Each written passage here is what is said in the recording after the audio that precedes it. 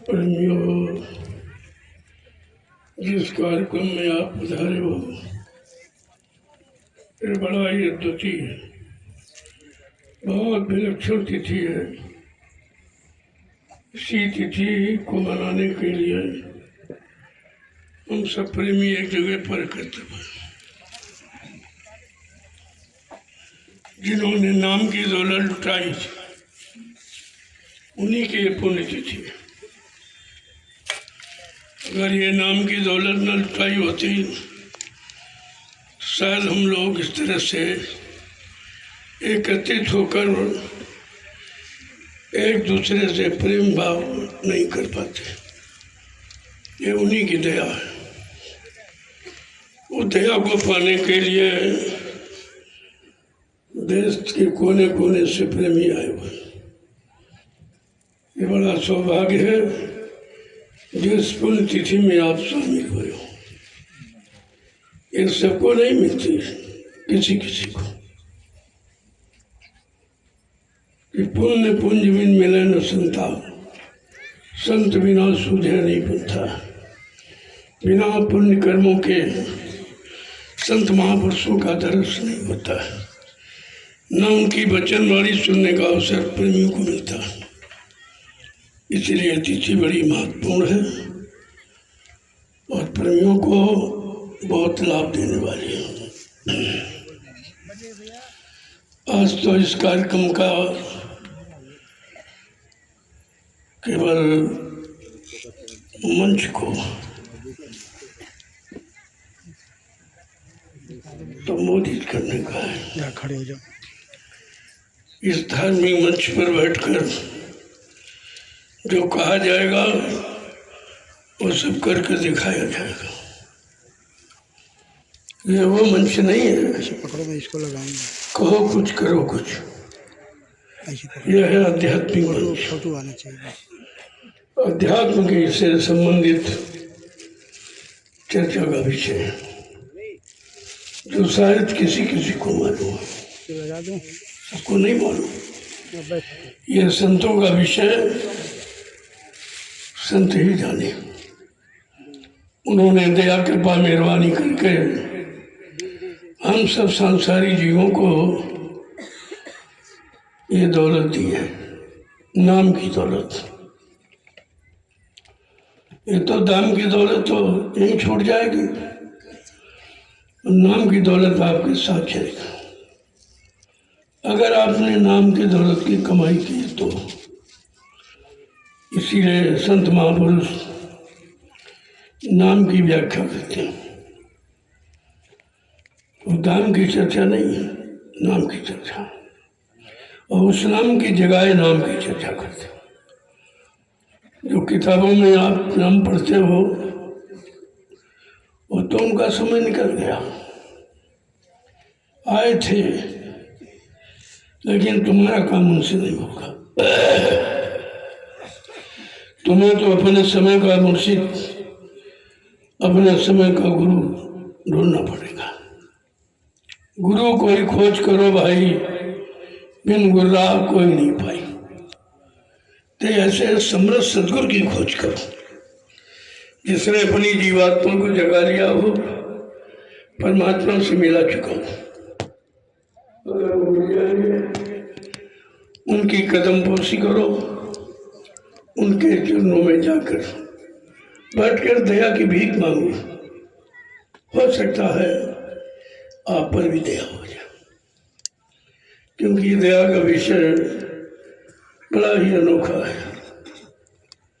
इसको रुपए पैसे धन दौलत सामान से नहीं पाया जा सकता, प्रेम से पाया जा सकता।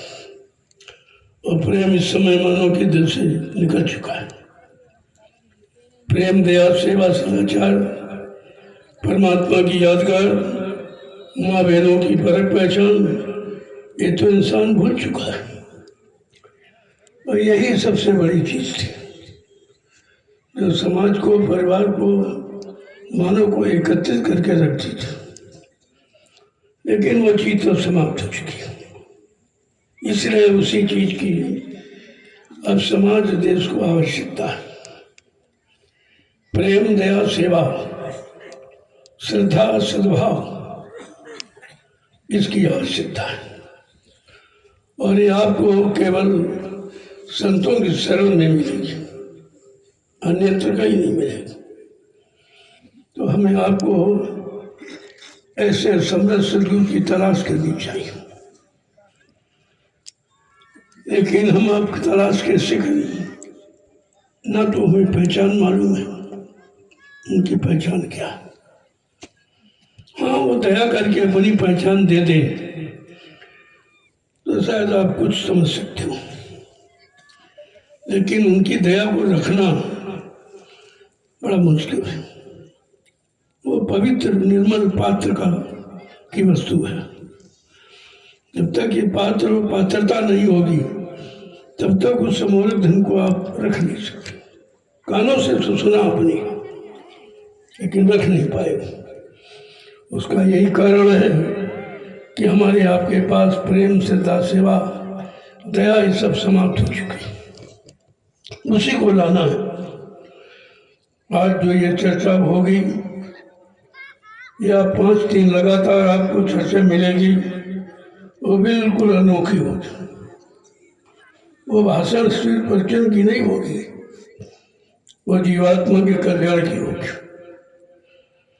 क्योंकि लोगों ने इस तक तो आपको ध्यान आकर्षित किया नहीं। किसी ने भी आपको नहीं बताया कि जीवात्मा कहाँ से आई, और खेल सारा जीवात्मा का। जिस दिन जीवात्मा निकल जाएगी, कोई भी शरीर, चाहे पशु का हो, पक्षी का हो, इंसान का हो, वो सलामत नहीं रह सकता। हम आप जीवात्मा के द्वारा जी रहे हैं, भोजन पानी के द्वारा नहीं, जीवात्मा के द्वारा। जिस दिन जीवात्मा निकल जाएगी शरीर से, शरीर मुर्दा पड़ जाता। फिर जितना आपने धन कमाया, मकान बनाया, दुकान बनाई, जमीन बनाई, बच्चे बनाए, ये सब जहाँ के तहाँ रह जाएंगे। ये दौलत आपके साथ नहीं जाएगी। इसी भूल भ्रम को संत महात्मा निकालने के लिए आते हैं। धीरे धीरे धीरे धीरे सत्संग सुनाकर, सत्संग वचनों से आपकी गंदगी को निकालते हैं, पाक सब निर्मल पवित्र बनाते हैं और आपको सच्चे अच्छे काम की तरफ प्रेरित करते हैं। यही उनकी सेवा है। उनका कोई काम ऐसा नहीं है जो संसार से मिले। तो क्यों संसार संसार, ये तो शून्य है, इसमें कुछ नहीं। जिसके लिए हम लोग रातों दिन फंसे हैं, काम करते हैं, सुनते रहते हैं, आगे भी इसी की बनने की चिंता रखते हैं। लेकिन कभी आपने अपनी जीवात्मा के विषय में सोचा है? कभी चिंता व्यक्त की है? नहीं, क्योंकि हम जानते नहीं और हमको किसी ने जनाया भी नहीं। सतयुग निकल गया, त्रेता निकल गया, द्वापर निकल गया, और कलयुग के भी 5,500 वर्ष निकल गए, लेकिन जानकारी नहीं मिली। सर्वप्रथम सच्ची जानकारी देने के लिए कबीर साहब आए थे।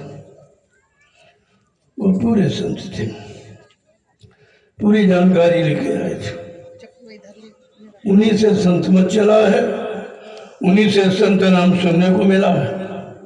इसके पहले कोई नहीं जानता था। तो 4 वेद, 6, 7, 18 पुराण, 19 उपनिषद और 36 ऋचाएं, इनमें धर्म चर्चा वर्णित है, इनमें भी संत नाम नहीं है। संत नाम तो अभी कलयुग में सुनने को मिला, लगभग 550 वर्ष तब से ये नाम सुनने को मिला। जब संत नहीं थे तो अंत नहीं था, इसी में फंसे रहते थे, जन्मते मरते रहते थे, लेकिन उसका अंत नहीं हुआ, यानी जन्म मरण का छुटकारा नहीं मिला। लेकिन जब संत आए तो उन्होंने अंत बताया, सबका अंत बताया।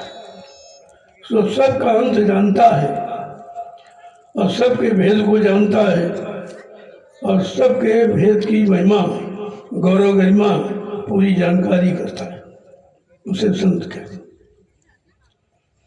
संत की परिभाषा यही है, जो काम क्रोध लोभ मोह अहंकार ईर्षा राग द्वेष से अंत करते, इसके अंत खड़ा अलग खड़ा, वो संत कहलाता है। वो इस भूमि पर सत्य और धर्म की स्थापना कर सकता है, अन्यथा और किसी की बस की बात नहीं है। उन्होंने जो ऐलान किया है कि कलयुग में कलयुग जाएगा और कलयुग में सतयुग आएगा, बिल्कुल अनोखा विषय है। युग परिवर्तन की बात तो लोगों ने की, लेकिन परिवर्तन कैसे होगा ये नहीं बताया, ये नहीं बताया। आज ये अवसर मिला है युग परिवर्तन देखने का, तो उसके लिए आपको शाकाहारी होना पड़ेगा। बगैर शाकाहारी के आप युग परिवर्तन नहीं देख सकते। अगर आपको सतयुग देखना है, शाकाहारी हो जाओ, उसमें क्या दिक्कत परेशान। शाकाहारी बनने में कोई खर्चा नहीं, बल्कि जो अनावश्यक धन आप गंदे खान पान में बर्बाद करते हो वो रुक जाए। महात्मा ये चाहते हैं कि आप उस धन को बाल बच्चों की सेवा, पढ़ाई लिखाई, घर मकान बनाना, शादी ब्याह करना, आप इसमें खर्च करें, जो गंदे खान पान में आप बर्बाद करते हो।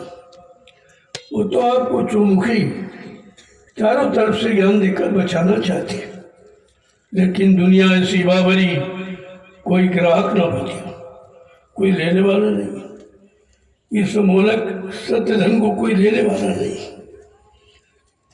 एक तो कोई आया नहीं, और जब आए तो आपने उनकी बात नहीं मानी, उनको बैठाना नहीं। व्यवस्था बिगड़ने का कारण यही है। अगर हम सब उनकी बात मान लें तो शायद ये खराब समय आज सामने नहीं आता। किसी ने नहीं माना, न राजा ने न प्रजा ने, किसी ने माना ही नहीं। जब किसी ने नहीं माना तो समय आपके सामने आ गया। अब इस समय के बारे में कोई कुछ नहीं सोचता है, सब उसी काम में जुटे पड़े हैं। इनके जिनको नहीं मालूम जो तुम ये कर रहे हो ये तुम्हारा नहीं होगा। चाहे मकान बनाओ, चाहे दुकान बनाओ, चाहे जमीन बनाओ, चाहे बाल बच्चे बनाओ, ये तुम्हारे नहीं है, न तुम्हारे साथ जाएंगे न तुम्हारा साथ देंगे।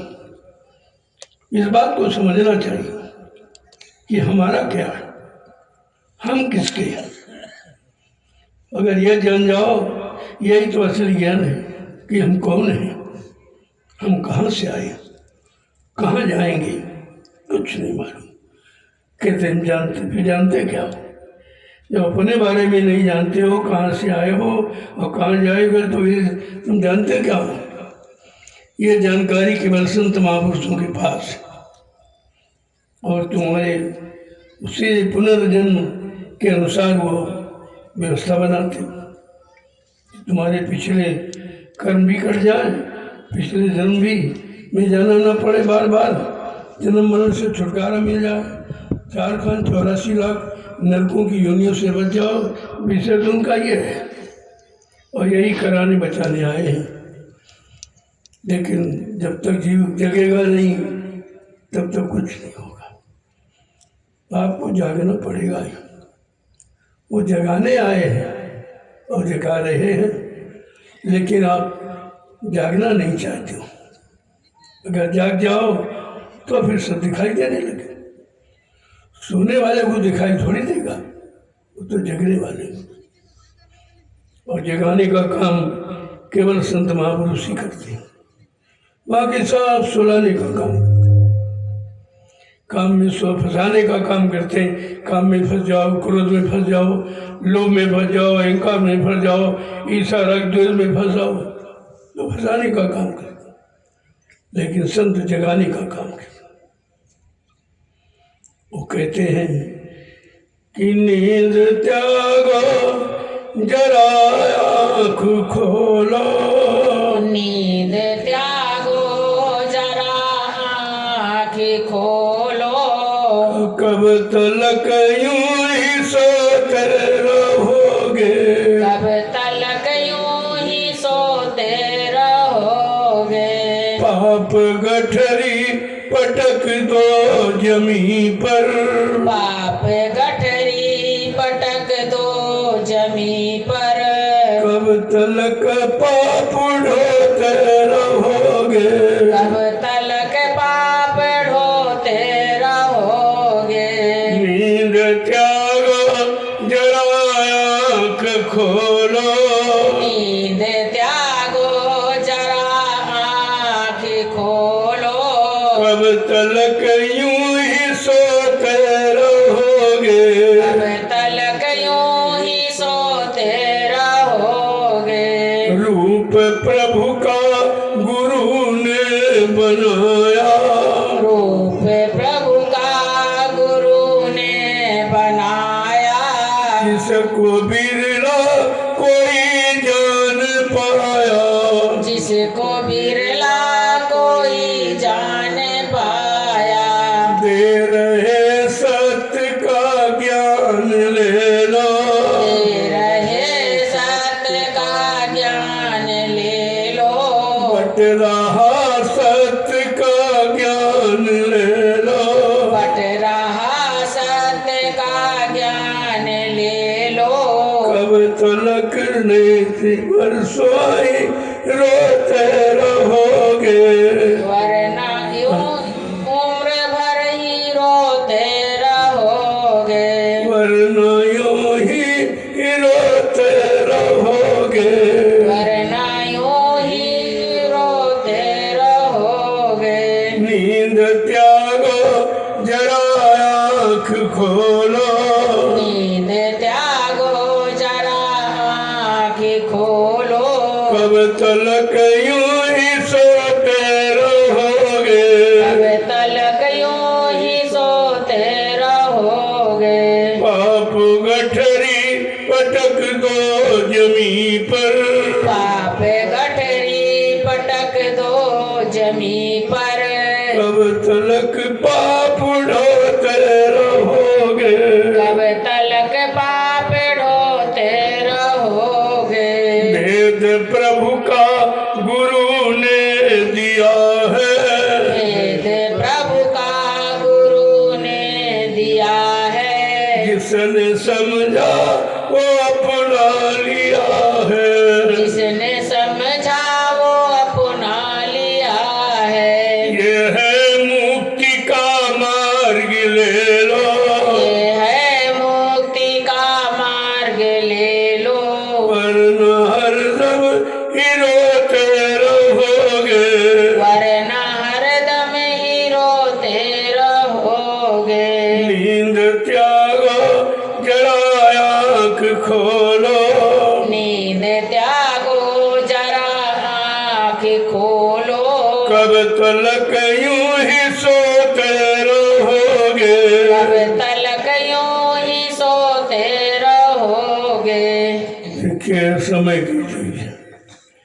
महापुरुषों ने जो ऐलान किया है उस धरती पर किसी ने नहीं किया। जिनकी चर्चा सुनते हो या जिनकी चर्चा सुनाई जाती है उन्होंने केवल किसी पापी को माफ नहीं किया, उसको सजा दी है। लेकिन आज समृद्ध माली की आवाज़ क्या है कि संपूर्ण पापों का गट्ठर जो जन अंदर से लादे बैठे हो उसको फेंक दो, आ गया पाप से छुड़ाने वाला। कितना बड़ा ऐलान है ये समझना चाहिए आपको। लेकिन धीरे धीरे सतयुग का गुरु ने पीटा ढिंढोरा, सतयुग का गुरु ने पीटा ढिंढोरा, सतयुग का गुरु ने पीटा ढिंढोरा, सतयुग का गुरु ने पीटा ढिंढोरा। कलयुग जाने का कीना इशारा, कलयुग जाने का कीना इशारा, कलयुग जाने का कीना इशारा, कलयुग जाने का कीना इशारा। दुनिया वालों समझ लो इसे तुम, दुनिया वालों समझ लो इसे तुम, इसे तुम, दुनिया वालों समझ लो इसे तुम, तो हरदम ही रोते रहोगे, वरना हरदम ही रोते रहोगे, वरना हरदम ही रोते रहोगे।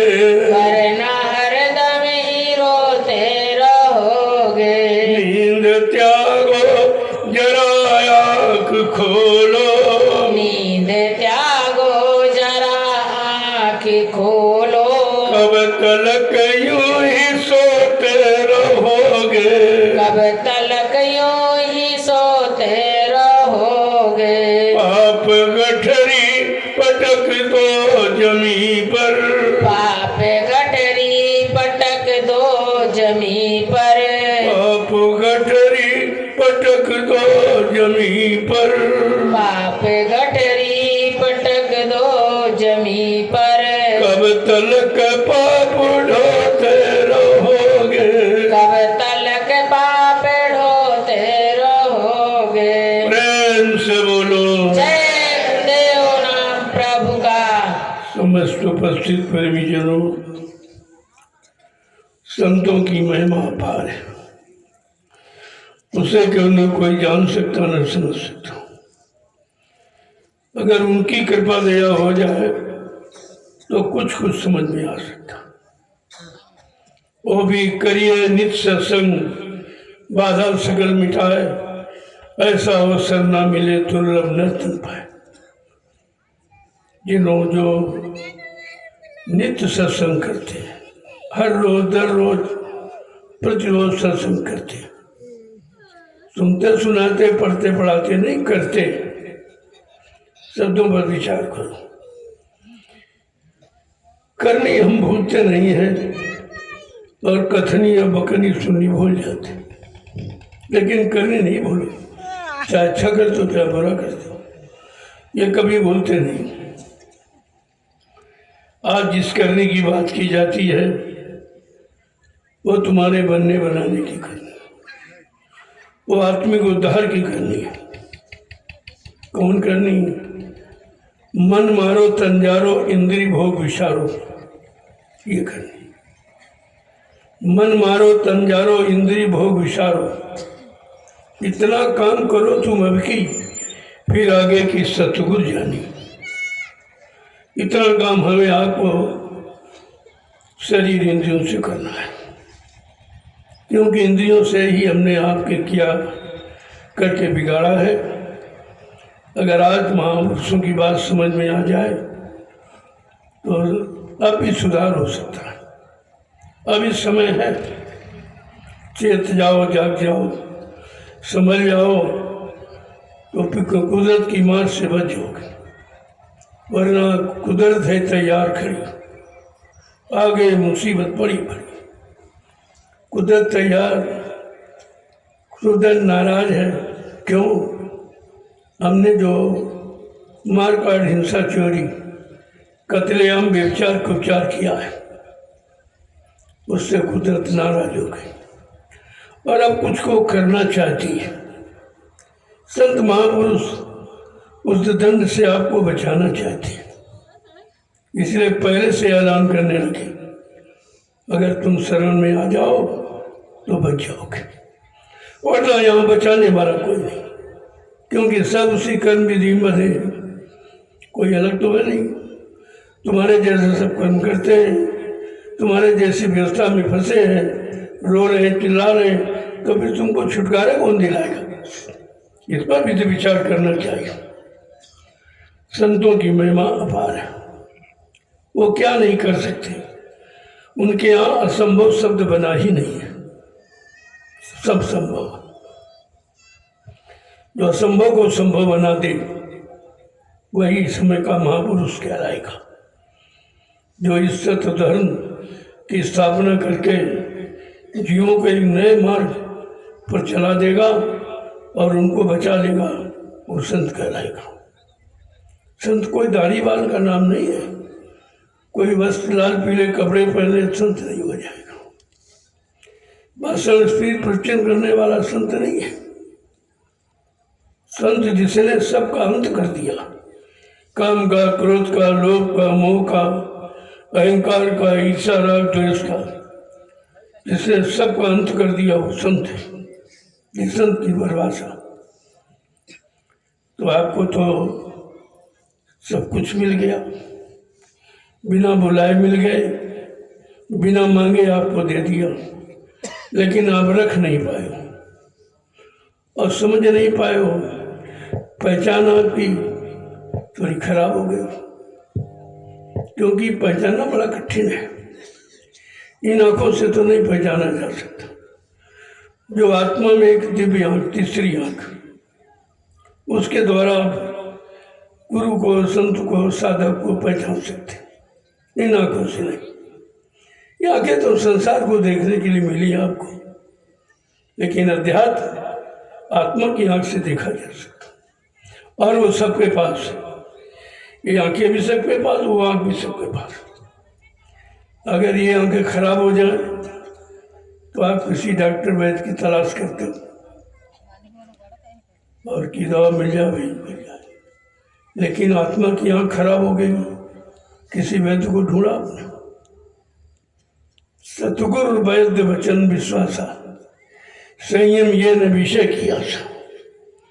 अगर सतगुरु रूपी वैद्य मिल जाए और उनके वचनों पर विश्वास हो जाए और थोड़ा संयम, इंद्रियों का संयम कर लो, तो फिर आप पहचाने लो। ऐसे तो नहीं पहचान सकते हो, लेकिन ये गुण अगर आप में आ जाए तो आप पहचान सकते हो। अब ये गुण आना बड़ा मुश्किल है, क्योंकि न कोई बताने वाला है, न कोई इन गुणों को करने वाला है। आपको तो सब तरफ का चाहिए, और ये चीज मिलेगी कैसे? कहते हैं सत्संग से। सत्संग से, बिना सत्संग के नहीं। वो किताबों में लिखा है तो सत्य, लेकिन किताबें आपको हाथ पकड़ के नहीं चला सकती। किताबें आपकी आंख नहीं खोल सकती, किताबें आपके कान नहीं खोल सकती। किताबें केवल इशारा करती, इशारा कर सकती। अगर इशारे को समझ जाओ और उनके इशारे पर चलकर उसकी तलाश करो जिन्होंने किताबें बनाई हैं। संतों को किताबों ने संत नहीं बनाया, संतों ने किताब बनाई। ये सब चीजें आपको समझनी चाहिए।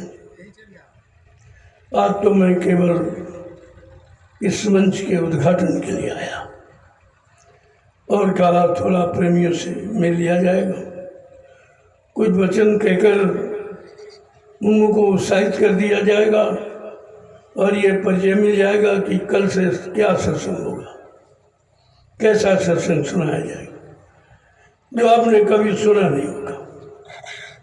अगर कभी मौका सुनने का मिला होगा तो मथुरा दरबार में मिला होगा। अब तो वहाँ भी कुछ नहीं है, मथुरा में कुछ नहीं है। वो तो मथुरा में जो शक्ति आई थी वो सब कुछ थी। उसके बारे में लोगों ने जो भ्रमण प्रचार किया है वो भी करना नहीं चाहिए। बिना जाने बिना देखे किसी चीज को कहना नहीं चाहिए। जाने बिन न होए प्रतीति, बिन प्रतीत होए नहीं पीती। बिना जाने बिना देखे प्रेम प्यार प्रतीत नहीं होती है। और आपने देखा कुछ नहीं हो, मान लिया, यही तो भूल है जीव की। संत महापुरुष कभी मरते नहीं।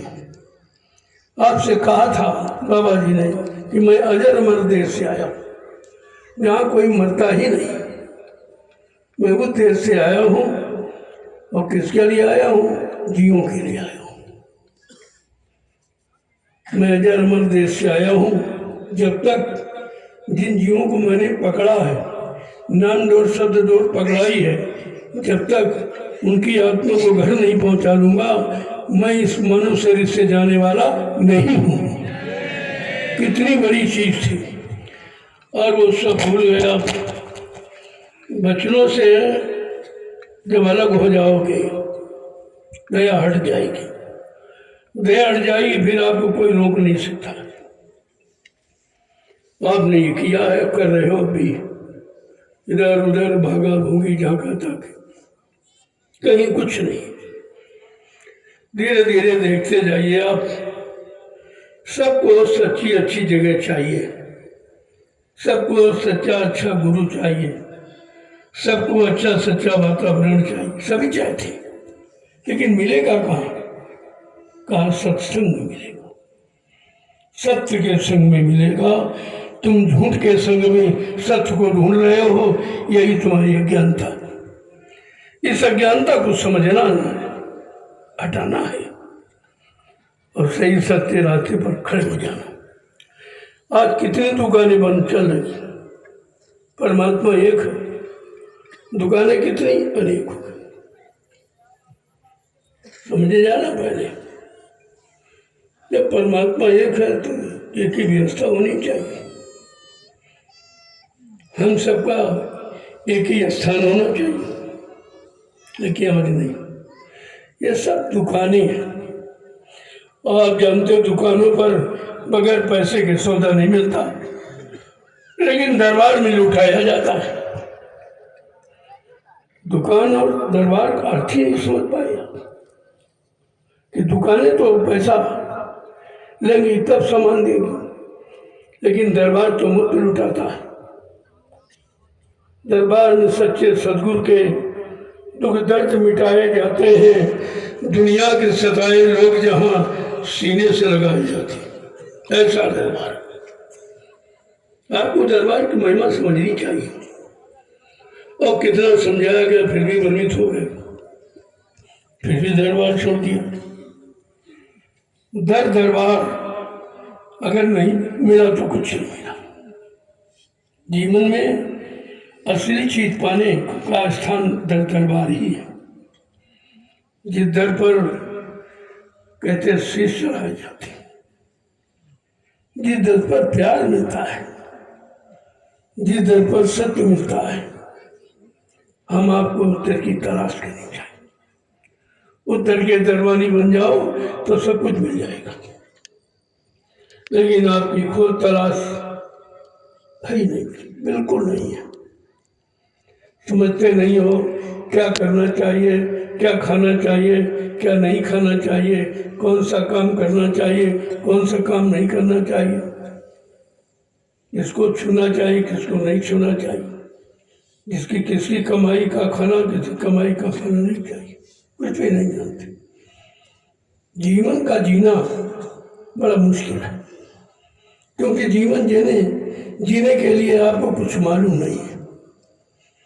ये तो खाना पीना सोना, मलबूत त्याग करना और औलाद बच्चे पैदा करना, ये तो सारे जीव करते। क्या ये जीवन है? क्या इसे जीना कहेंगे आप? जियो और जीने दो, जगो और जगाओ, सत्य मार्ग पर चलो, जीवों को चलने की प्रेरणा दो। हम तो सिर्फ ये है, और यही काम हमें आपको करना चाहिए। हम अपने लिए नहीं आए, अपनों के लिए आए। बात समझो जरा,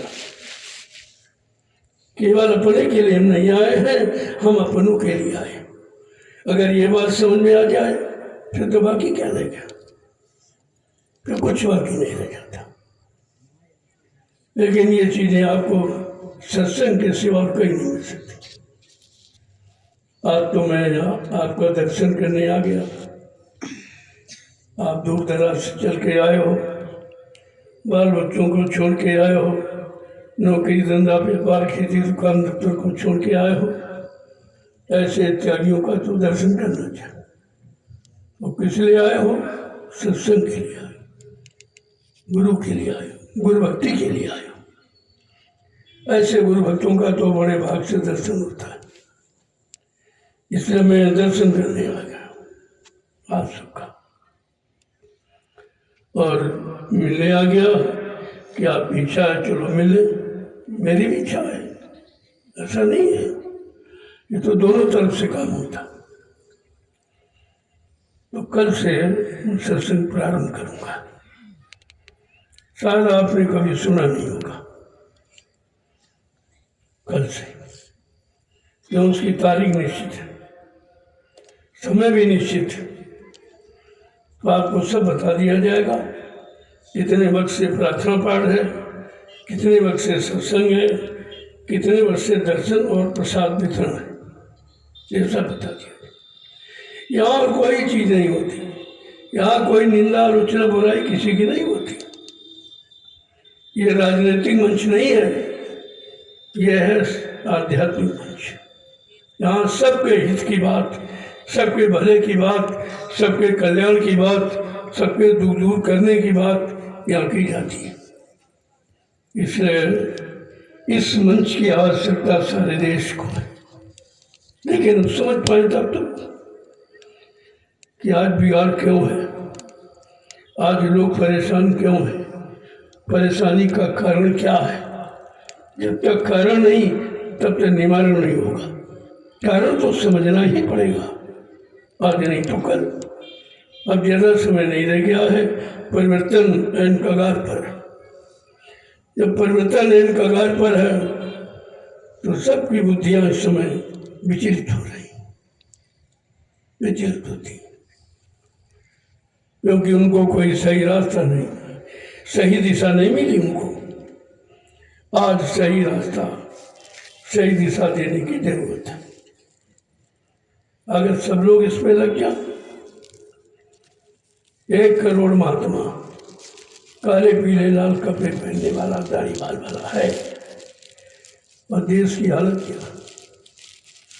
ये धर्म के रखवाले तो धर्म चला गया, ये पुण्य के रखवाले पुण्य खत्म हो गई, ये सत्य के रखवाले सत्य खत्म, झूठ आ गया। तो ये रखवालों की कमी है, या तो रखवाला जानता नहीं है, उसे मालूम नहीं है, या तो वो करना नहीं चाहता। तो आपको समझना पड़ेगा ये सब। फिर 1 करोड़ कर क्या रहे हैं वो, ये धरती पर बाहर है। अगर 1 करोड़ व्यक्ति जिस देश का अकर्मण्य हो जाएगा, वो देश गरीब होगा, कि गरीबी कभी नहीं जाएगी।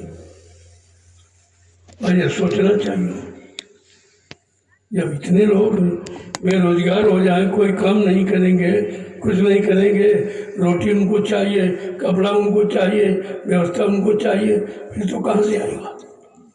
इस पर कोई नहीं विचार, न राजा न प्रजा, न धार्मिक व्यवस्था वाले, कोई विचार नहीं। और इसी को मैं कहना चाहता हूँ, सारे हिंदुस्तान को बताना चाहता हूँ कि आज सत्य की जरूरत है, आज धर्म की जरूरत है, आज मानवता इंसानियत की जरूरत है, आज प्रेम प्यार मोहब्बत सेवा दया सदाचार परमात्मा की यादगार माँ बहन बेटी की परख पहचान की जरूरत है। अगर ये नहीं होगा तो कुछ नहीं होगा। इसलिए ये विषय सबका है, किसी एक जाति का, एक मजहब का, एक इंसान का नहीं, सबका, सबको चाहिए। जो सबको चाहिए तो सबको मिल के काम भी करना चाहिए। एक 2 चीज आपको मिलेगी, उसका नाम है संगठन। संगठन, जब तक संगठन ही होगा कुछ नहीं होगा। कलयुग में लिखा है, कलयुगे संघे शक्ति, कलयुग में संघ संगठन ही शक्ति है, और वो आज समाप्त हो गई। आज विघटन हो गया, इंसानों में विघटन, समाज में विघटन, धर्म में विघटन, सब में विघटन हो गया। तो फिर आराम कहाँ मिलेगा। इसीलिए परेशानी आ गई, दुख तकलीफ आ गई, बीमारियां बढ़ गई, परेशानियां बढ़ गई, दुख तकलीफ बढ़ गए, लोगों के कर्म खराब हो गए, सब चोरी हिंसा झूठ छल कपट बेईमानी बढ़ गई।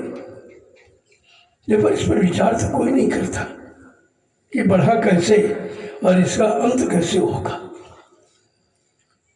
कैसे प्रारंभ हुआ, कैसे अंत होगा। जब तक दोनों चीजें नहीं समझेंगे तब तक आप समाधान नहीं कर सकते, कहाँ से इसकी शुरुआत हुई और कैसे इसका निवारण हो जाएगा। इसीलिए कलयुग सतयुग की बात कही गई। ये हो रहा है कलयुग है, और ठीक हो जाए तो सतयुग है। इतनी तो परिभाषा है। जो हो रहा है देख रहे हो ये कल युग है, कल है युग, हमारी लड़ाई झगड़े का युग है। और उसका दिखाई दे रहा, लक्षण भी नजर आ रहे कि भाई भाई लड़ रहा, पिता पुत्र लड़ रहा, पत्नी लड़ रहे, जाति वाले लड़ रहे, हिंदू मुसलमान लड़ रहे, सिख ईसाई लड़ रहे, ब्राह्मण क्षत्रिय वैश्य जन लड़ रहे, राजा प्रजा लड़ रही, गुरु शिष्य में झगड़ा है, सब झगड़ा ही झगड़ा चालू था। कारण और निवारण दोनों समझने पड़ेंगे। यह जो समझता वो समझदार है, वो ज्ञानी है, अगर नहीं समझता तो इसलिए व्यवस्था परिवर्तन के लिए सबसे पहले हमें आपको अपने में परिवर्तन लाना होगा। इसी की जड़ है शाकाहार। शाकाहार शुद्ध आहार जब करोगे, शुद्ध विचार, शुद्ध कर्म, शुद्ध लाभ तब मिलेगा। इसलिए इन सबका आधार है शाकाहार, जिस पर किसी ने ध्यान नहीं दिया, केवल बाबा जयगुरुदेव जी महाराज ने इस जड़ को पकड़ा है कि खराबी कहाँ से आई है। कहते हैं आहार से। आहार से विचारों का जन्म होता है। आहार खराब, विचार खराब, विचार खराब, सोच खराब, सोच खराब, कर्म खराब, कर्म खराब, परिणाम खराब। यह उसका आधार है। तो शाकाहार को तो समझना ही पड़ेगा। हमारा मुख्य विषय है शाकाहार। शाकाहारी सारे हिंदुस्तान में शाकाहार का प्रचार।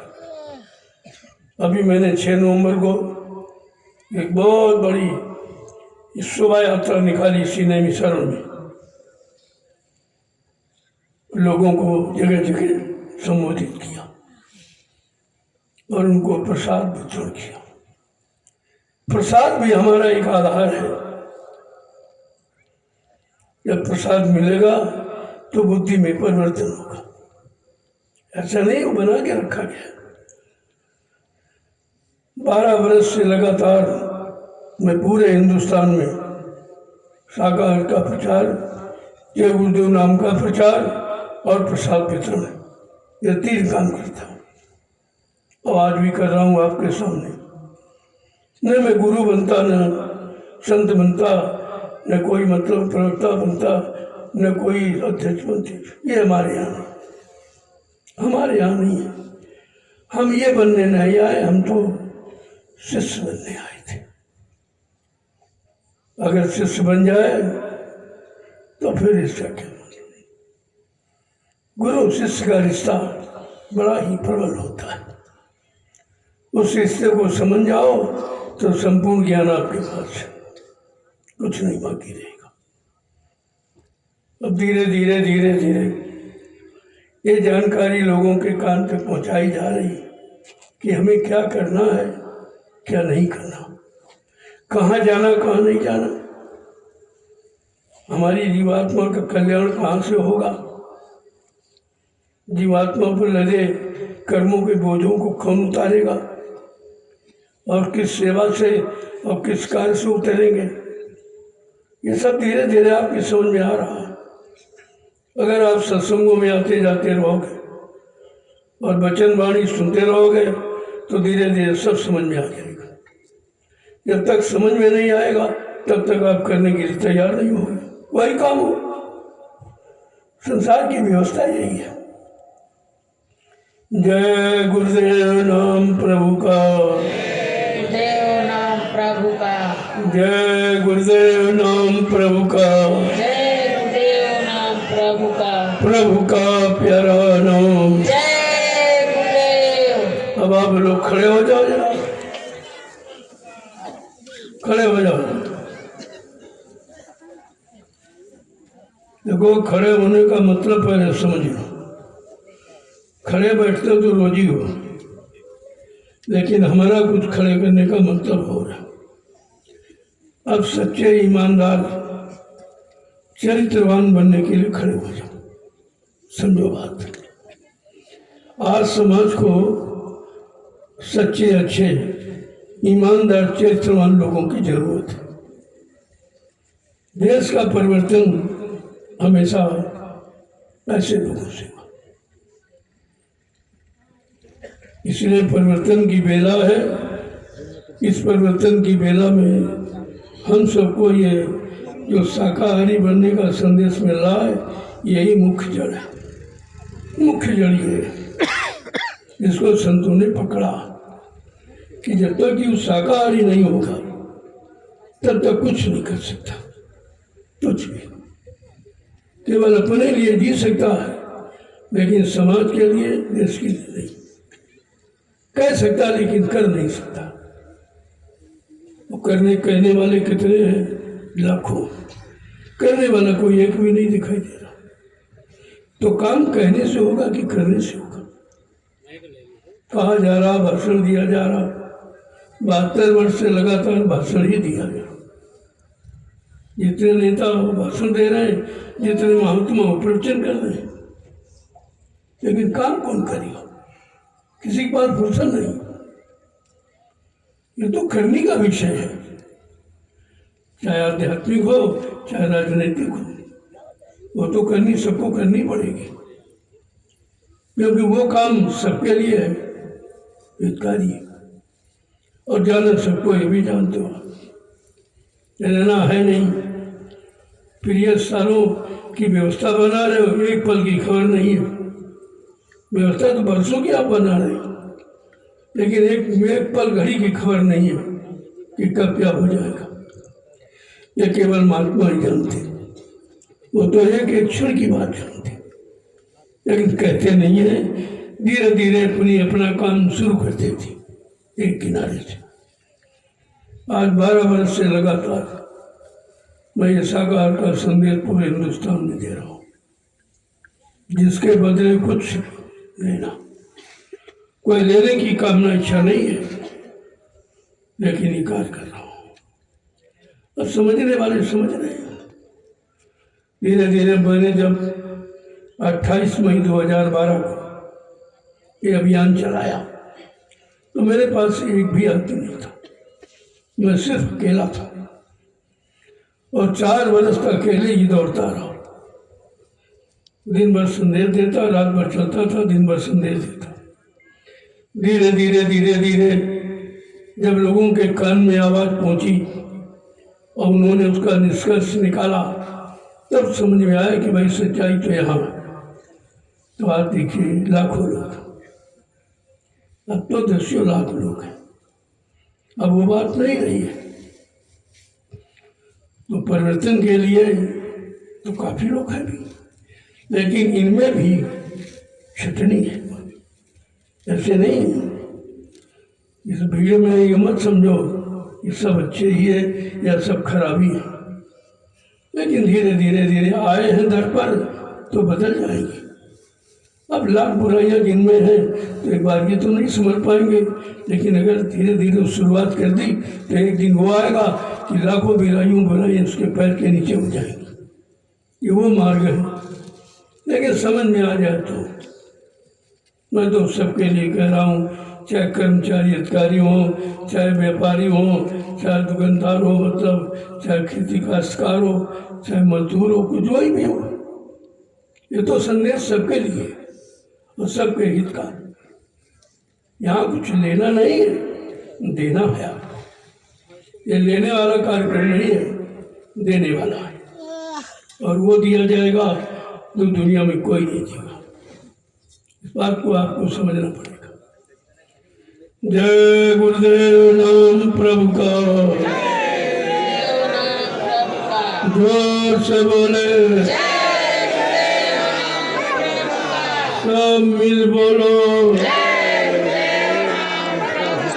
बोलना होगा, अभी से बोलो। दुख दर्द हरेंगे, सब कष्ट मिटेंगे, सुख शांति भी देंगे, सबके दाता, आपके मालिक, प्रेम से बोले, ये नाम नहीं इंसान का, ये काम नहीं इंसान का। इस बात को आप समझ लो। अब ये काम इंसानों के बस का नहीं रहा, चाहे राजनीतिक हो चाहे धार्मिक हो, दोनों को देख लीजिए कितना समय निकल गया, व्यवस्था में कुछ भी सुधार नहीं, लेश मात्र भी।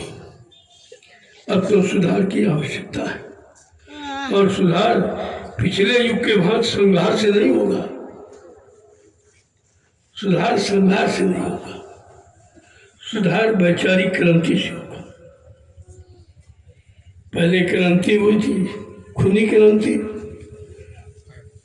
हर युग में खूनी क्रांति का इतिहास है, लेकिन आज कल युग में ऐसा नहीं होगा। आज वैचारिक क्रांति के द्वारा ये अपने अच्छे से अच्छे विचारों से लोगों की बुद्धियों में परिवर्तन कर दिया जाएगा, लेकिन समय इसीलिए लग रहा। अगर मार काट करके होता तब तक सब साफ हो जाएगा, लेकिन नहीं, संत महापुरुष इस पक्ष में नहीं, वो मार काट करके सुधार नहीं करेंगे, तो उद्धार करेंगे और सबको इंसानियत का पाठ पढ़ाएंगे। मानवता, इंसानियत, प्रेम, प्यार, मोहब्बत, सेवा, दया, सदाचार, परमात्मा की यादगार, माँ बहन बेटी बहू की फर्क पहचान का उनका संदेश बिल्कुल अलग है। धीरे धीरे आप जब सुनोगे समझोगे तो आपकी समझ में आ जाएगा। ये निंदा आलोचना बुराई का कार्यक्रम नहीं है, यहाँ किसी की कोई निंदा कोई बुराई नहीं, सब अपने हैं। अपनापन सब में आना चाहिए।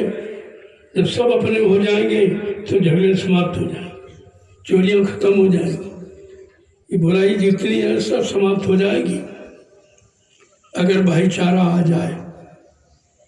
अब भाईचारा लाना यही तो संतों का कार्य है। धीरे धीरे कितनों को इकट्ठा कर दिया। अभी आप देखेंगे 29 तारीख को कितनी बड़ी भीड़ आएगी कि यहाँ लोग देखते देखते थक जाएंगे। इतने लोग जागे, इतने लोग चलने लगे धर्म पर, इतने लोग सतयुग आने की कामना करने लगे और धीरे धीरे अपने में परिवर्तन ला रहे हैं। इतने लोगों को ये 12 वर्ष मैंने ये 20 लाख लोगों को जगा दिया, सच्चे रास्ते पर ला के खड़ा कर दिया, शाकाहारी सदाचारी इनको बना दिया। धीरे धीरे आप देखते जाइए, हमारे दरबार में कोई चीज़ असंभव नहीं है। समय कुछ भी लगे लेकिन कार्य सफल होता है। मैंने उसको करके देखा है, इसलिए आप सबको संबोधित करता हूँ कि सब लोग धर्म कर्म पर आ जाओ, अब परिवर्तन होने वाला है, इसका विशेष ध्यान रखेगा। ये 5 दिवसीय आध्यात्मिक सत्संग कार्यक्रम रखा गया, आपको सुनना चाहिए। आगे जरूरत पड़ेगी तब संत मिलेंगे नहीं आपको। तुम 400-400 किलोमीटर दौड़ के जाओगे, आगे निकल जाएंगे। इतनी मुसीबत आएगी कि जिसका अभी तो बयान नहीं किया जा सकता। अगर कह दूं तो आप कहोगे झूठ मानोगे, क्योंकि आप समझ वहाँ तक पहुँचे नहीं हो, तुमको झूठ दिखाई देगा। अब आप प्रसाद ले लीजिए, ये बहुत जरूरी है। ये कोई नहीं देता, हिंदुस्तान में कहीं चले जाओ प्रसाद कोई नहीं देता। यही से आपको समझना चाहिए कि प्रसाद बनाना जब किसी को नहीं मालूम तो तुम्हें कैसे अच्छा बना देगा। जो जड़ को अच्छा बना दे उसको चेतन बनाने में कितनी देर लगेगी। ये प्रसाद है, यही की पावन धरती पर बनाया गया। ये 88,000 ऋषियों की तपोभूमि नगरी है। ये इसी स्थान पर प्रसाद तैयार किया गया आपके लाभ के लिए। और मैं पूरे हिंदुस्तान में 12 वर्ष से लगातार प्रसाद वितरण कर रहा हूँ। बच्चों का प्रसाद तो देता हूँ, लेकिन ये भी प्रसाद देता हूँ। जो शारीरिक पारिवारिक आप में कष्ट है, मुसीबत है, दुख है, दर्द है, उसका भी ये प्रसाद आपको देते, दोनों तरफ का लाभ हो जाए। और तुमको यहाँ एक तरफ का लाभ कोई नहीं देता। अपना लाभ तुमसे सब ले रहे, लेकिन तुमको कोई नहीं देता। मैंने 6 नवंबर को दिखा दिया कितना प्रसाद वितरण मैंने नैमिषारण्य किया। शायद जब से ये भूमियों किसी ने नहीं किया होगा आज तक, और न कोई कर रहा है। यह किसी के बस की बात नहीं। प्रसाद देना किसी के बस की बात नहीं, क्योंकि प्रसाद कोई बना ही नहीं सकता। अगर बनाना होता तो ये थोड़ी कहता जाओ दुकान से खरीद के ले जाओ, और तुरंत बना के दे देता। ये प्रसाद बनाया गया है जिसमें आपसे कुछ लिया नहीं जाता। और ये कितने काम करेगा, जितना आप अपने में बदलाव कर लोगे स्वभाव में, खान पान में, उतना ही प्रसाद ये काम करेगा। ऐसी चीज आपको दी जा रही है, इसे प्रेम से ले लीजिए, क्योंकि ये कहीं मिलेगी नहीं है। दुनिया में कहीं चले जाओ, तीर्थ में, मुहूर्त में, मंदिर में, मस्जिद में, कहीं आप, लेकिन प्रसाद कोई देगा नहीं। तुम खरीद के ले जाते हो, उसी में से थोड़ा निकाल के तुमको वापस कर देता और पूरा रख लेता। लेकिन ये दरबार ये नहीं है, ये बना के दे रहा आपको, अब कभी नहीं ले आए। मैंने कभी नहीं कहा होगा कुछ आप दे दीजिए, कभी नहीं। कोई चीज़ की आवश्यकता है नहीं। इसे कहते हैं दरबार, जहाँ सबका काम होता। जो प्रेमी श्रद्धा सेवा भाव से दे रहा, मैंने किसी से आज तक 1 रुपया नहीं मांगा और न मांगता हूँ। हमारे गुरु ने मुझे भिखारी नहीं बनाया, नामदान दिया, कहा जल्दी से नाम की कमाई कर लो, ये दाम तो तुम्हारे पीछे घूमेगा। तो कहने का मतलब है, ये संपत्ति आवे विनय बुलाए, शीलवान पर जा सुहाए। अगर शीलवान चरित्रवान आप बन जाओ तो ये माया तुम्हारे पीछे दौड़ेगी।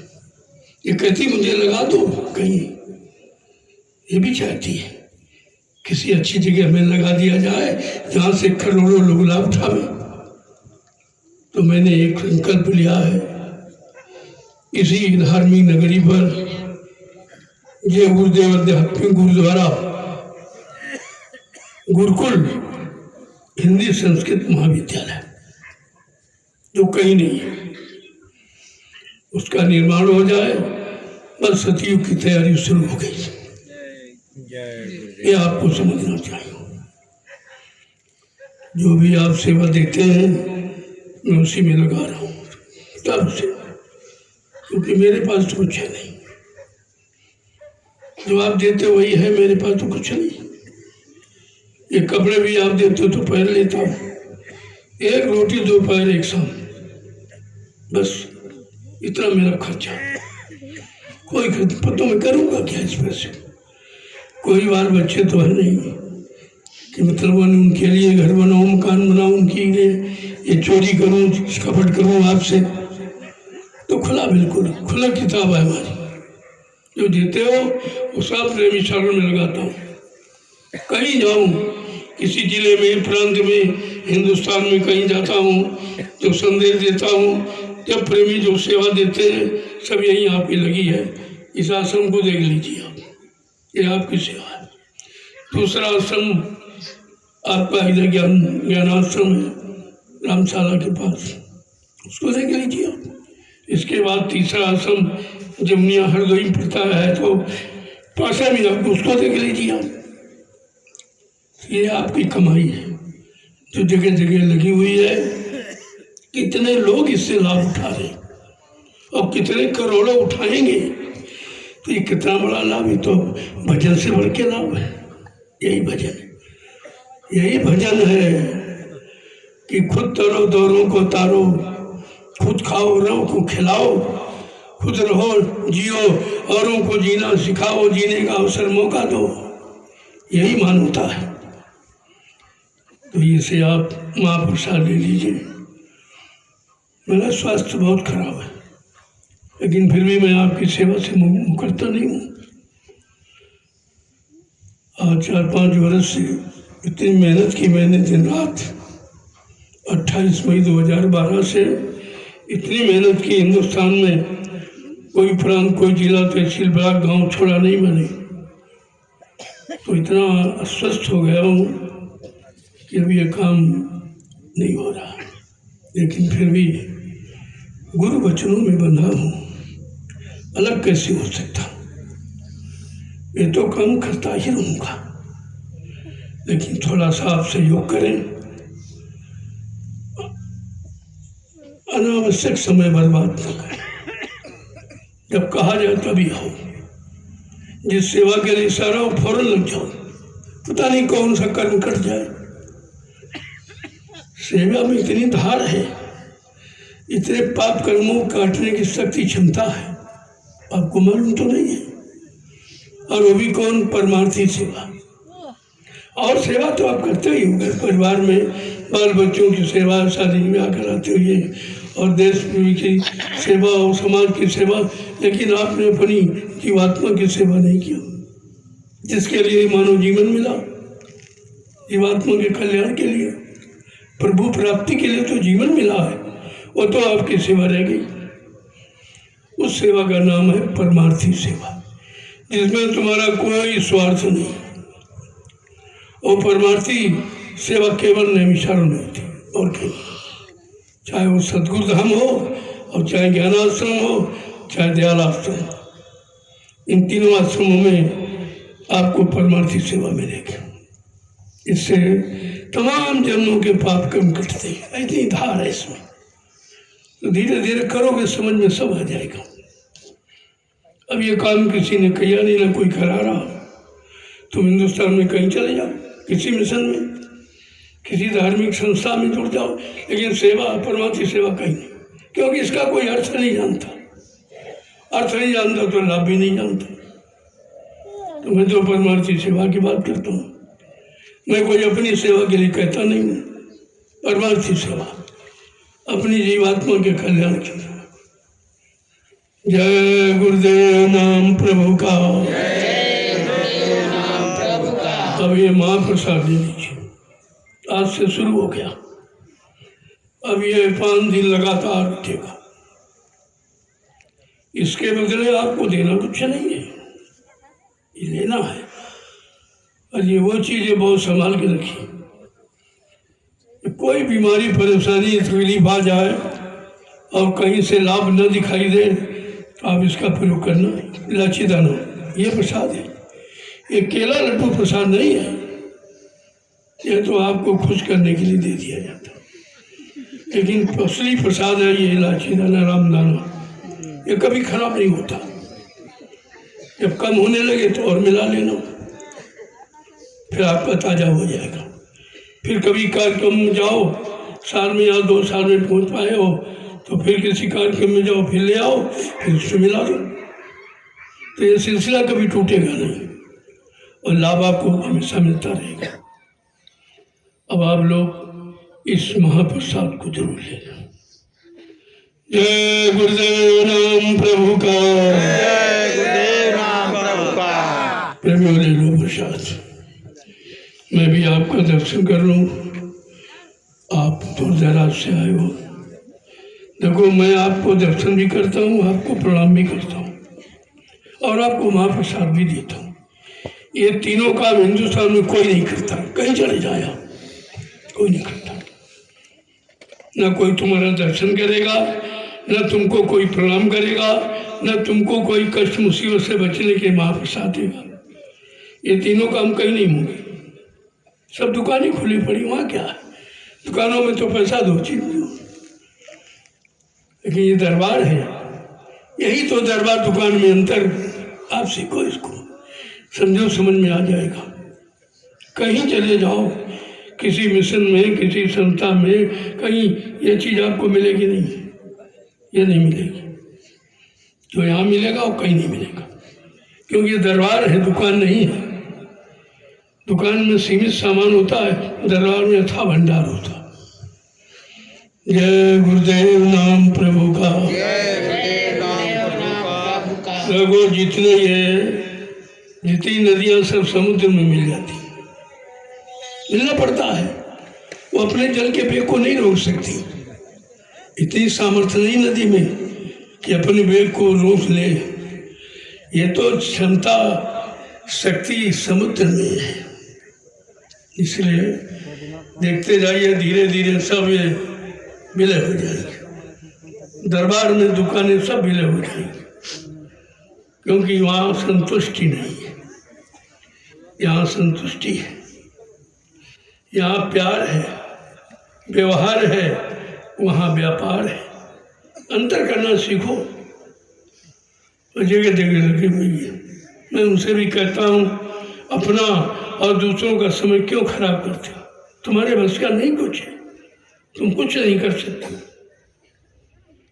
कह सकते हो, कर नहीं सकते, क्योंकि तुम्हारे पास करने की शक्ति नहीं है, करने की व्यवस्था नहीं है, और करने का कोई तुम्हारे पास नियम संयम भी नहीं है। फिर कैसे कर लो? तो धीरे धीरे देखते जाइए आप। मैं तो कुछ कहता नहीं हूँ, तो कहा ठीक है भाई, अगर तुम कर सकते हो कर दो, तुम ही कर दो परिवर्तन, मैं तुम्हारी बात मान लूँगा। लेकिन तुम्हारे बस की बात है नहीं, क्योंकि तुम अपने अभी आदतों में परिवर्तन नहीं लाए हो, अबे स्वार्थपरता में परिवर्तन नहीं लाए हो, तो तुम कैसे परिवर्तन कर दोगे? नहीं किसी बस की। आप देखते जाइए धीरे धीरे कि परिवर्तन कब, कैसे, किससे होगा। यही तो जानकारी आपको लेनी है। कहते हो तो सब है, लेकिन करेगा कौन? करने वाला कौन है? कहने वाले बहुत खड़े हुए, अब कह कह के रह जाते हैं, क्योंकि करने की नीति रीति नहीं जानते हो तो करोगे कैसे? जिसने किया है उससे सीख लो, उससे ले लो, कर लोगे। और उसके बाद जाएंगे नहीं, इतना अहंकार भरा, इतना गरूर गुमान, इतनी अज्ञानता भरी है कि वहाँ तक जाएंगे ही नहीं। वो नहीं जाओगे तो खाली रह जाओगे, बाद में पछताना पड़ेगा आपको। ये झूठा ज्ञान और झूठी दृढ़ता और झूठा संकल्प और झूठा मतलब यानी आपकी लगन, ये सब बेकार, ये सब कुछ नहीं होगा, न कुछ हुआ न होगा। आपको दरबार की बात सुननी ही होगी, और दरबार में आपको आना ही होगा, क्यों? दरबार में सबके लिए जगह है, दरबार सबका है, सबके लिए है, सबकी व्यवस्था के लिए है। तो आप क्यों नहीं आएंगे दरबार? अगर व्यवस्था चाहते तो जैसे पहले इसकी जरूरत थी, तब कहा जाए तुम हमें खून दो, मैं तुम्हें आज़ादी दूंगा। लेकिन आज उसकी जरूरत नहीं है, तुम हमें सहयोग करो, मैं तुम्हें व्यवस्था दूंगा।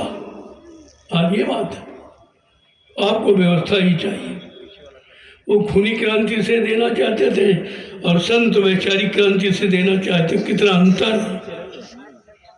अंतर को समझे आप पहले, तो धीरे धीरे सब समझ में आ जाएगा।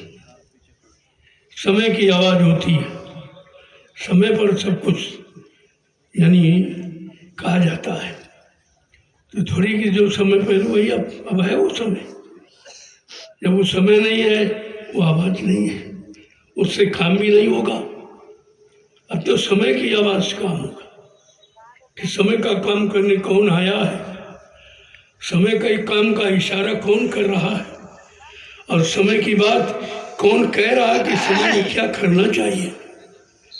ये सब आपको जानने की जरूरत है। अब आप प्रसाद ले लीजिए। तो बड़ा बहुत विशाल विषय है, ये कभी समाप्त नहीं होता। ये तो अपार समुद्र है, और आपकी इच्छाएं भी अनंत हैं, और पूर्ति करने के साधन सीमित हैं। इच्छाएं तो अनंत हैं, लेकिन काम करने की सीमा बहुत कम है, बहुत कम है। कभी वो चीज़ आ नहीं रही है।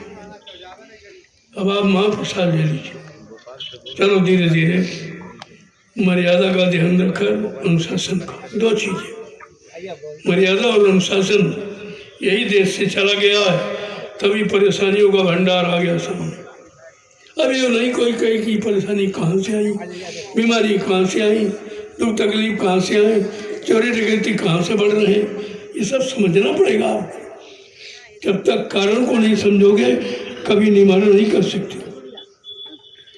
जय गुरुदेव नाम प्रभु का। अब आप लोग महाप्रसाद ले इसको संभाल के रखिए, रोज मिलेगा, ये रोज मिलेगा, जो भी चाहे ले सकता है, लेकिन इसका लाभ उसी को मिलेगा जो पूर्ण शाकाहारी होगा। इसका ध्यान रखो, शाकाहारी सदाचारी, दो बातों का ध्यान रखिए आप, तो ये प्रसाद का पूरा लाभ मिलेगा। बगैर परहेज के कोई दवा नहीं काम करती, इसमें परहेज है। आपको शाकाहारी सदाचारी रहना, एक नारी सदा ब्रह्मचारी और एक पति सती, इस सिद्धांत को याद रखना चाहिए अगर लाभ पाना है तो। ऐसे तो भाषण जगह जगह हो रहे हैं, भाषणों से तो काम हुआ नहीं आज तक, क्योंकि व्यवस्था होनी चाहिए। जो चीज पाना है उसकी व्यवस्था होनी चाहिए, व्यवस्था है नहीं, ऐसे खिलाने से क्या। दूरदर्शी एक व्यवस्था है जो पहले कितने पहले से बना के रख दी थी। अगर आप लोगों ने समझ ली होती तो आज तो नक्शा हो रही होता। दूरदर्शी का मतलब ही है दूर तक देखने वाला, दूर तक समझने वाला, सबके कष्ट मुसीबत को दूर करने वाला, उसको कहते दूरदर्शी। अब तुमने राजनीतिक आटी पार्टी सोली, धोखा हो गया। महात्मा ये काम नहीं करते, महात्मा काम करना सिखाते हैं। महात्मा गद्दी पर नहीं बैठते, महात्मा गद्दी पर बैठने की युक्ति देते हैं, मर्यादा सिखाते हैं, अनुशासन सिखाते हैं। उनका काम बैठने का नहीं है, उनका काम करने का। यही तो बात आपको समझनी चाहिए। इससे धोखा हो गया, आप धोखे में रह गए कि महात्माओं का काम क्या है और इंसानों का काम क्या है। अगर महात्मा वो इंसान बड़ा काम करेगा तो ये महात्मा कैसे था, तो इंसान उसी में उसकी गिनती हो गई। ये बात को सोचना चाहिए। महान आत्मा तो सबके काम को करने के लिए आती है, वो काम कराने, वो मांगने नहीं आती, सबको देने आती। ये सब मांग रहे कैसे मांग, सब भीख मांग रहे भिखारी। कोई वोट की भीख मांग रहा, कोई नोट की मांग रहा, कोई मान सम्मान गद्दी की भीख मांग रहा। संतों का विषय तो इससे अलग है। आपको सोचना चाहिए कि संत लेने के लिए नहीं आए, देने के लिए आए।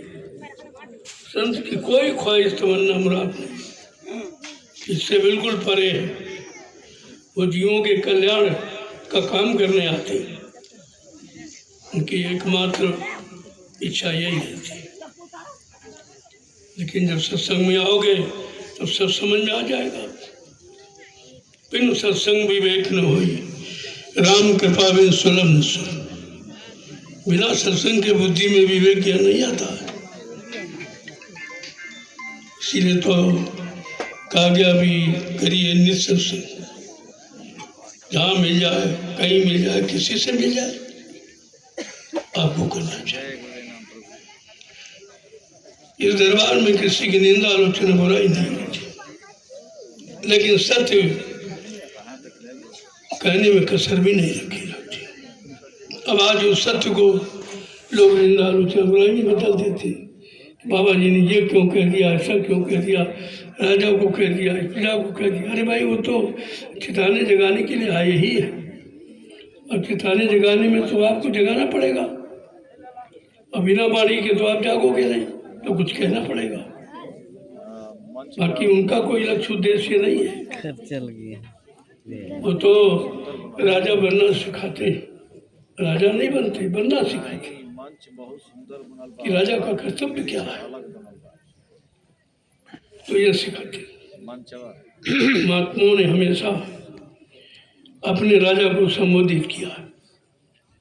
अगर राजा किसी गलत दिशा की तरफ चला गया फौरन उन्होंने उसको मोड़ा, समझाया। महात्मा विदुर ने अपने राजा को समझाया था कि नहीं समझाया था, इतना समझाया सब तरह से। जब वो नहीं माना तो उन्होंने इस्तीफा दे दिया। लेकिन आज कोई ऐसा मंत्री है जो इस्तीफा दे दे, ये काम ठीक नहीं, ये काम बहुत बुरा, प्रजा बहुत तंग तकलीफ में है, टैक्स बहुत बढ़ रहा है, महंगाई बहुत बढ़ रही है, बेरोजगारी बहुत बढ़ रही है, मतलब यानी कोई है कहने वाला कोई नहीं। तो राजा को समझना चाहिए कि हमारा कोई सहयोगी नहीं है, ये तो हमको उसकी तरफ प्रेरणा दे रहे जितना हम गिरने वाले हैं। ये सब चीज बताई जाए करते, आलोचना करते, सच्ची अच्छी बात अगर कह दी जाए कहते बुराई करते, तो भलाई क्या होगा? जब भलाई को बुराई समझोगे तो भी भलाई क्या होगी? तो सोचना पड़ेगा आपको। जय गुरुदेव नाम प्रभु का। जय गुरुदेव नाम प्रभु। देखो ये पुण्य पावन तिथि उस महापुरुष की है जिसने नाम की दौलत कमा के दी थी और कहा था कि इसको बांट देना। तो बाबा जी ने बहुत बांटा। 10 जुलाई 1952 से 2012 तक बांटते ही रहे। और कितने लोगों ने ली है और लेके कितने लोगों ने रखी है, लेकर कितने लोगों ने कमाई की है, ये बात आपको समझनी चाहिए। दी तो सबको बराबर, लेकिन किसने कमाई की, किसने बड़ा आगे बढ़े और इधर पीछे हट गए और निंदा आलोचना बुराई उन्हीं की करने लगे। जिनसे नाम दान दिया उन्हीं की बुराई। तो ये बताओ इनको जगह कहाँ मिलेगी, इनका ठिकाना कहाँ होगा? कौन सा स्पेशल नर्क इनके लिए बनाया जाए कि जो गुरु की निंदा करता, गुरु की बुराई करता, गुरु को झूठ बोलने वाला, निंदा करने वाला बताता। ये सब चीजें समझने की। तो धीरे धीरे आपको मिला जुला संदेश दूंगा। पूरा तो अध्यात्म आप समझ नहीं सकते हो, लेकिन मिला जुला समझ लो। आपकी परेशानी दूर, तकलीफ दूर करने की दवा अगर साथ में दी जाए तो समझ में आ जाएगा। सभी समझने लगेगा, लेकिन अध्यात्म नहीं समझ, वो थोड़ा बड़ा कठिन है। कठिन इसलिए है कि आप भौतिक को छोड़ना नहीं चाहते हो, अध्यात्म को पकड़ना चाहते हो। तो दो न हो एक संग भुआलू, वृथा पियो बजाओ, दो काम एक साथ नहीं, दो काम एक साथ नहीं हो सकते। चाहे भौतिक ले लो, चाहे अध्यात्म ले लो, चाहे शरीर के लाभ का सामान ले लो, चाहे आत्मा के कल्याण की बात लो, दोनों चीजें अलग अलग। तो कल से ये विलक्षण संदेश कल से प्रसारित होगा। उसका समय निश्चित निर्धारित होगा, कितने बजे से होगा, कितने बजे तक होगा, कितने बजे प्रार्थना पाठ होगी, ये सब आपको बता दिया जाए, जानकारी सब मिल जाए। क्योंकि कल से प्रेमियों का आना जाना शुरू हो जाएगा। मैंने इसीलिए कोई आज संदेश नहीं दिया, आज आपको संदेश के लिए जागरूक किया, केवल प्रेरित किया, प्रेरणा दी भैया। जय गुरुदेव नाम प्रभु का। जय गुरुदेव नाम प्रभु का। अब ये प्रसाद आप ले लीजिए, इसके बाद भोजन प्रसाद। भंडारे तो खुले हुए, भंडारों में भी वो भी प्रसाद है, प्रसाद का तिरस्कार मत करना, उतना लो जितना खा लो, फालतू नहीं। इधर उधर फेंक दिया आपने तो आपने प्रसाद का निरादर किया, फिर आपको लाभ नहीं मिलेगा।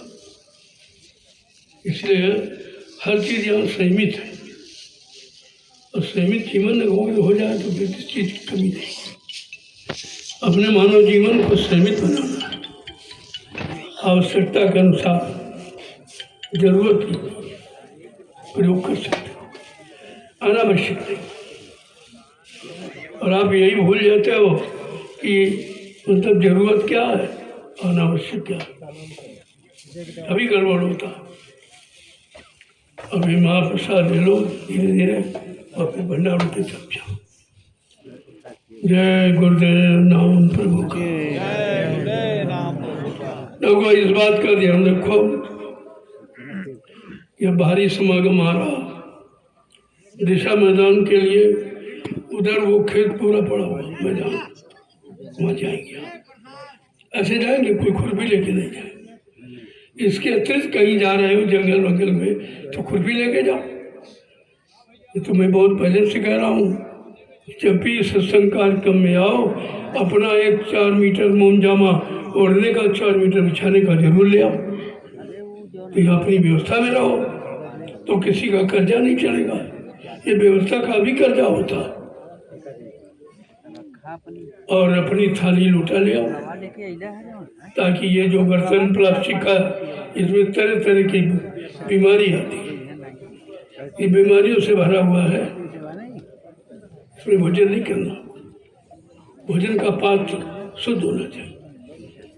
पात्र शुद्ध होगा, पात्रता में आई। अगर शुद्ध पात्रता लानी है तो शुद्ध पात्र में भोजन करिए। इसलिए भोजन के लिए कहा जा रहा कि थाली लोटा गिलास अपने रखो, आवश्यकता अनुसार लोग किया। और एक खुरपी रखो, सब खुरपी, ये औजार भी है। चलिए चलिए। कोई फल खाना है, कोई सब्जी छीलना है, ये सब का 4 डंडे गाड़ो, गड्ढा खोद के अपना मुमजा होता है, पहले मकान बन गया। 4-5 दिन तो रहना है। इतनी जगह पड़ी, कहीं पर छा लो। यहाँ व्यवस्था बताई गई उसी व्यवस्था में आप बना लीजिए, रहिए, तो मना नहीं है। लेकिन इसका ध्यान रखो बराबर। इस बात को मेरे साथ रखना चाहिए। अब दिशा मैदान कहीं दूर गए, अपना गड्ढा खोद लिया और रोज जाओ, पैर से मिट्टी खिसका दो। जब यहाँ से चलोगे गड्ढा बंद हो जाए। कहीं कोई गंदगी नहीं, कोई प्रदूषण नहीं होगा। ये सफाई अभियान सबसे अच्छा है और सारा हिंदुस्तान तुम्हारे सफाई अभियान को याद करेगा। कहीं चले जाओ, इधर मैदान गड्ढा खोद लो, जब जाओ यहाँ से चलो तो पूरा हो जाए। तब तो कहीं कोई गंदगी नहीं, कोई 1 पैसे का खर्चा नहीं। ऐसी व्यवस्था ये सोच के रखेगा। और एक दिन सारा हिंदुस्तान तुम्हारी सफाई अभियान को याद करेगा। लेकिन आप करें तो आप मानते ही नहीं, न करते हो। अरे कौन भारी औजार खुरपी कोई बहुत वजनदार है, आपका काम भी करेगा। इसको साथ में रखिए। जितने ज़्यादा आदेश पालन करोगे उतनी ज़्यादा भक्ति में आपकी लगन बढ़ेगी। आदेश पालन ही भक्ति की लगन को बढ़ाता है। आदेश आप पालन करते नहीं हो, इसीलिए कोई कहते हो भाजन नहीं होता, ध्यान नहीं होता, कहीं सुमरन नहीं करते। इसका बराबर ध्यान रखिए। ये चीजें बराबर, कब से मैं बराबर कह रहा हूँ कि सत्संगियों, तुम्हें आदर्श बनना है, संदेश सतगुरु का तुम्हें चरितार्थ करना, ये दिखा देना कि गुरु भक्ति कैसी होती, गुरु अनुशासन किससे कहते, ये सब आपको दिखाना है। इस तरह की व्यवस्था में रहो तो कितना आनंद है। किसी का कोई कर्म कर्जा नहीं, स्वयं स्वावलंबी बनो, अपना काम स्वयं करो, किसी सहारे मत। ये खुरपी अभियान मैंने बहुत पहले चला रखा। ये बीच में आप गलती करते हो, लाते नहीं हो, तभी आप परेशान होते हो। अरे भाई कहीं गड्ढा खोद दीजिए आप, बस उसमें जाने लोगों, मिट्टी सरकाने लोगों, मिट्टी डाल दो, बस बंद हो जाएगा। कोई गंदगी कहीं नहीं रहेगी। थोड़ी सी जगह में इन सब का गुजारा हो जाएगा। इसका बराबर ध्यान रखिए। और सफाई का कुछ प्रेमियों की ड्यूटी लगा दो कि सफाई का पूरा ध्यान रखें। और रात में कुछ सेवादार ड्यूटी की, रात की सेवा, उसका महत्व बहुत ज़्यादा है। उसका लाभ भी अधिक, उसका अतिरिक्त लाभ मिलता है रात की ड्यूटी का। क्यों सब सोते हैं, आप जगते हो। जैसे सब सोते हैं, योगी जगता है, वो प्रभु प्राप्ति के लिए जगता है, प्रभु पाने के लिए, और आप सेवा करने के लिए जगते हो। उससे कम नहीं है, क्योंकि ये सेवा ऐसी है इसमें कोई स्वार्थ नहीं, निस्वार्थ सेवा। ये तो भक्ति से बढ़कर तो कुछ रात्रि की सेवाएं नियुक्त कर दो सेवादार, कुछ दिन के, कुछ मतलब जगह जगह ये सब व्यवस्था है। इसी का नाम तो व्यवस्था है, इसे आप करिए। कल मैं देखूंगा सब जगह कहाँ कहाँ आप व्यवस्था करते हो।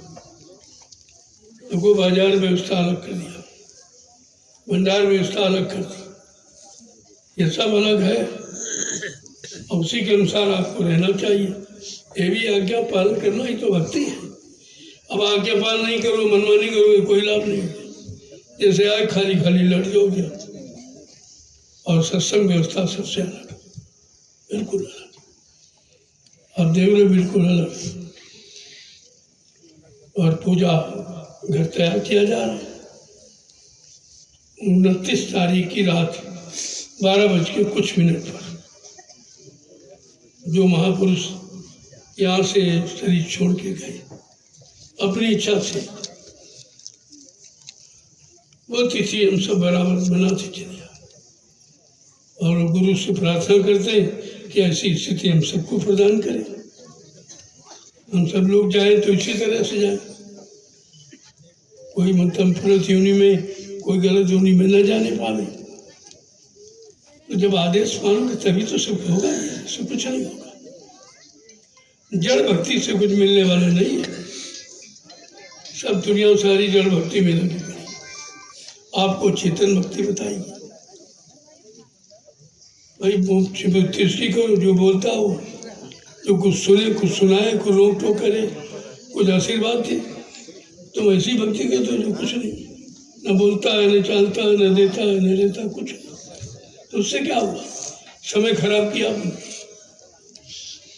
इसलिए चेतन भक्ति का ज्ञान संत महापुरुष देते और आपसे सीधे चेतन भक्ति कराते हैं कि आप ये सेवा करो, वो सेवा करो।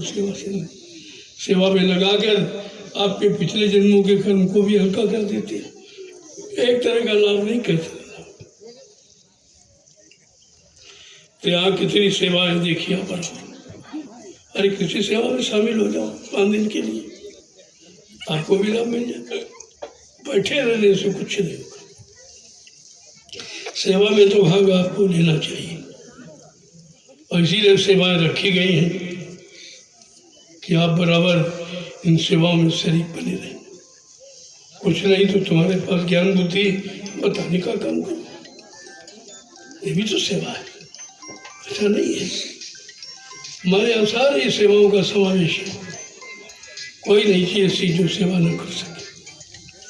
छोटी से छोटी सेवा, कुछ नहीं, जहाँ सेवा हो रही खड़े होकर देखो तो धीरे धीरे आपके अंदर देखने से बुद्धि आपकी प्रखर हो जाएगी। आप भी समझोगे कि हाँ ये काम करना कि नहीं करना।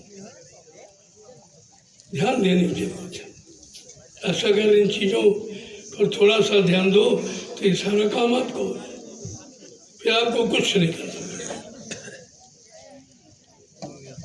अभी समय है, कर लो। आगे समय नहीं मिलेगा, ये समय नहीं मिलेगा, फिर आप क्या करो।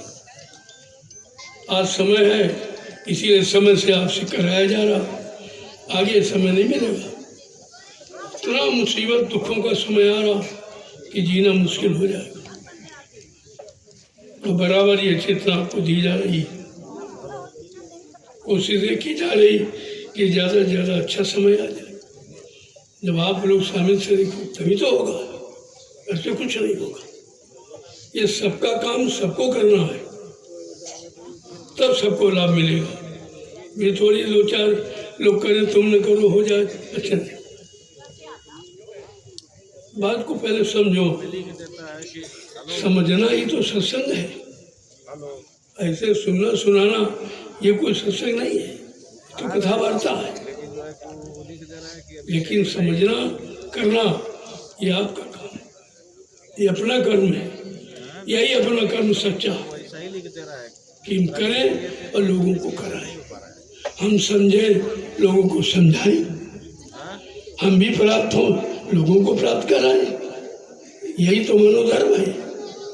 और मनोधर्म की परिभाषा ही लोग भूल गए, तरह तरह से मतलब यानी परिभाषा बताते तोड़ मरोड़ करके शब्दों को। इसमें तो सीधा है, करो और करो, सुनो और सुनाओ, बचो और बचाओ।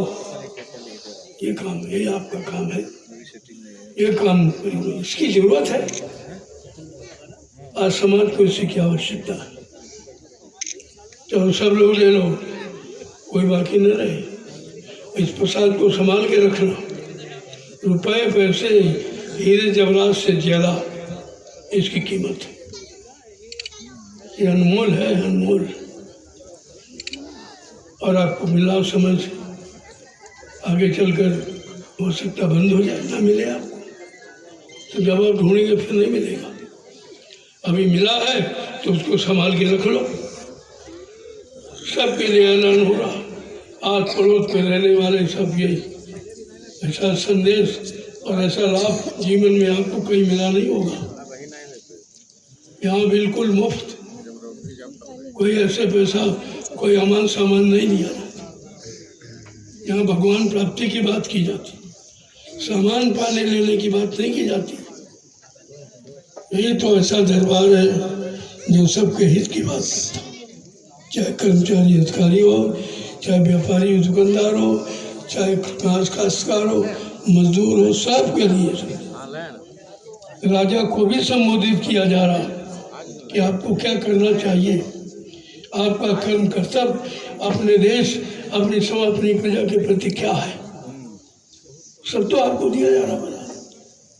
अब आप न ले लेकर वो बात अलग। महापुरुष अपना फर्ज अवश्य अदा करते थे।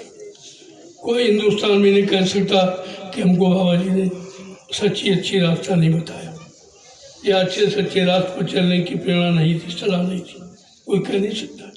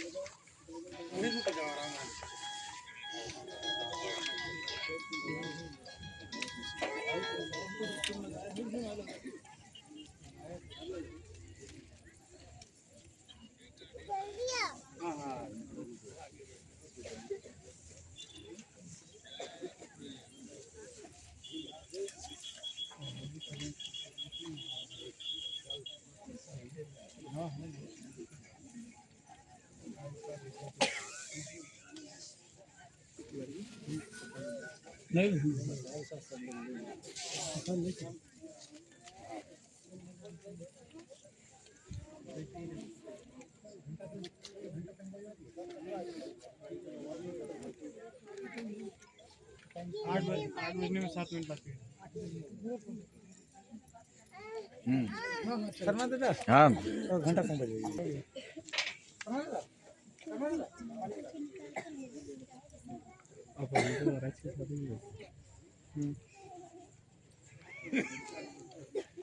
मेरा बस लाइव चलाने का है, मेरा सब खत्म हो जाए लाइव मैडम ने।